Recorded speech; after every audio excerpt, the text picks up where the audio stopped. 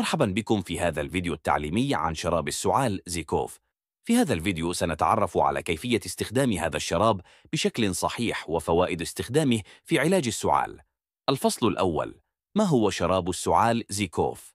شراب السعال زيكوف هو دواء يستخدم لعلاج السعال المصاحب للعديد من الأمراض التنفسية مثل نزلات البرد أو الالتهابات الشعبية. يحتوي زيكوف على مكونات تساعد في تهدئة الحلق وتخفيف الكحة. الفصل الثاني: كيفية استخدام زيكوف. الجرعة. الجرعة المعتادة للبالغين هي: أذكر الجرعة المحددة حسب التعليمات الطبية أو بحسب تعليمات العبوة. الطريقة: يتم تناول زيكوف عن طريق الفم باستخدام الملعقة المرفقة بالعبوة. يجب التأكد من اتباع التعليمات بدقة. متى يتم تناوله؟ ينصح بتناوله بعد الوجبات أو حسب توجيهات الطبيب. الفصل الثالث: التحذيرات والتوصيات. يجب عدم استخدام زيكوف إذا كنت تعاني من حساسية لأحد مكوناته. لا ينصح باستخدامه للأطفال دون استشارة طبية.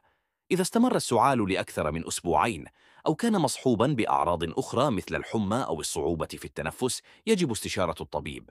لا تتجاوز الجرعة الموصى بها.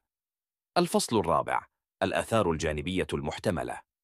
مثل أي دواء آخر، قد تظهر بعض الآثار الجانبية مثل الدوخة أو الغثيان، وفي حال ظهور أي من هذه الأعراض يجب التوقف عن استخدام الدواء واستشارة الطبيب. الفصل الخامس: نصائح إضافية. حاول شرب الكثير من السوائل الدافئة لتهدئة الحلق. تجنب التعرض للهواء البارد أو الملوث. الخاتمة: نأمل أن يكون هذا الفيديو قد قدم لك فكرة واضحة عن كيفية استخدام شراب السعال زيكوف. إذا كانت لديك أي أسئلة أو استفسارات إضافية، يمكنك دائما استشارة الطبيب. شكرا لمشاهدتك، ولا تنسى الاشتراك في القناة لمزيد من الفيديوهات الصحية.